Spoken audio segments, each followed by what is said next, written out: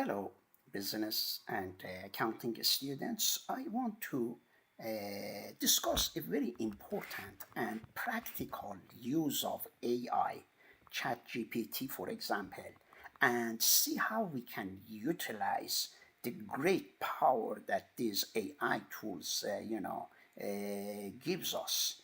If someone asked me, to look at an insurance contract for his business.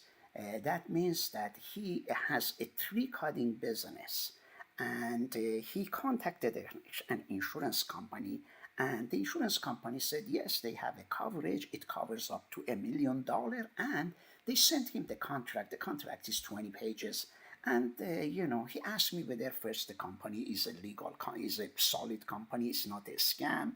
Then he asked me several other questions like whether he should be any careful about this contract. Are there any problems with this contract? And I am not a lawyer, big time lawyer, contract lawyer.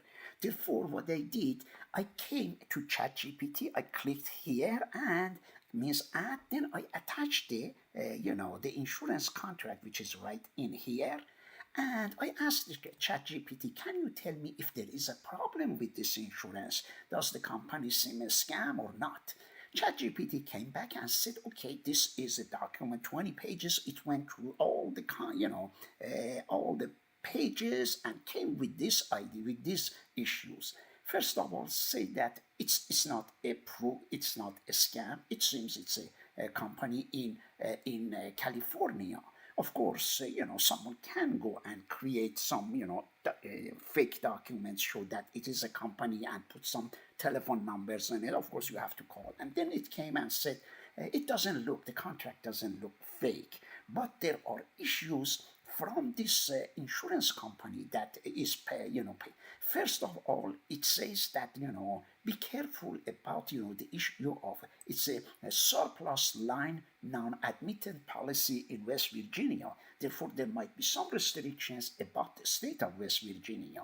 And then it says that the person doesn't understand the issue, might not understand. There is something called 2500 insured retention. Most likely that's the meaning of it as deductibles in insurance, for example. Therefore, a person who might not familiar might not notice that.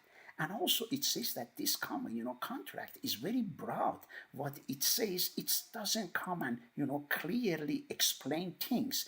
And also, it's giving an issue regarding non-refundable. It's telling me be careful about that. Additionally, I never paid any attention that what the company is saying is that if you pay us upfront, suppose it is on $1,800. However, if you try to pay an installment, they are going to charge 24%, which is huge. I just noticed it, since ChatGPT mentioned. I missed it. I looked at the contract. I never caught this one.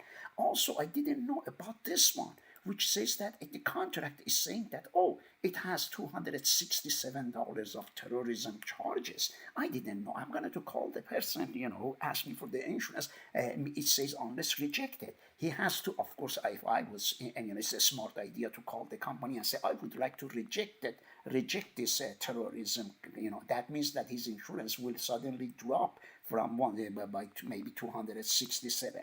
And then it says it's a general liability, and it tells me about other issues. Now, see how nicely ChatGPT is asking me that a person has to call to see if it is occurrence for. That means if it happens again to several multiple claims, and then again it says that the company has some exclusion.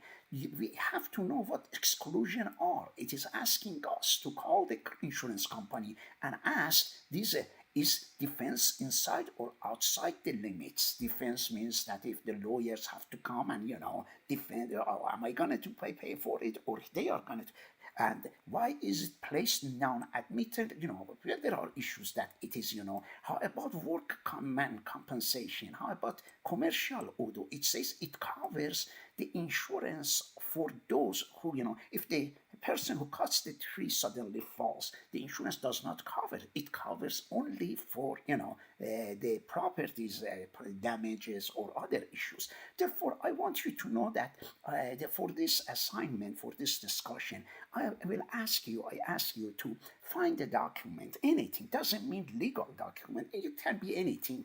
Let's say someone has an Excel sheet and there is a problem with that Excel sheet that, the numbers don't match. For example, the person can say, can you find a chat GPT? Then the person will come here and click this plus, and then will attach the document, that Excel document, and ChatGPT goes and looks at the document and comes back with a solution. Now, you don't need, let's say someone has gone through the divorce, a court case, the lawyer has written a big, documents, and we don't understand part of it. I can go and give it to ChatGPT. It's just, you don't need to put, the case of the divorce case here. But yeah, I mean, anything you can find over there, it might not be yours, it might be something regarding a company. Let's say a company has issued their financial statements and you are not sure, you can give it to ChatGPT and say, ChatGPT, is it a solid financial statement? Are there any issues with it? Or it can be anything. For now, I want you to think about it, about what I am saying here, to think about how you can give something to ChatGPT and ask something to analyze. If another person might put, let's say, the scan of their, I don't know, their something like, something health related issue, and therefore, and then ChatGPT can analyze images of, I don't know, X-rays or something, and can you analyze anything? Therefore, as I said, it can be wide range of information that you give to ChatGPT or any other, AI tool, and you will ask them to analyze it. The purpose is to understand, because at some point you might end up, ever for an employer, they suddenly give you this contract, for example. Can you read it and tell us, as you don't, it's very difficult. Doesn't mean that whatever ChatGPT says is 100% correct, but it is something that you can think about. I'll put one more video to give you more ideas. That way you can use it and use the analysis of ChatGPT and post it on the discussion board.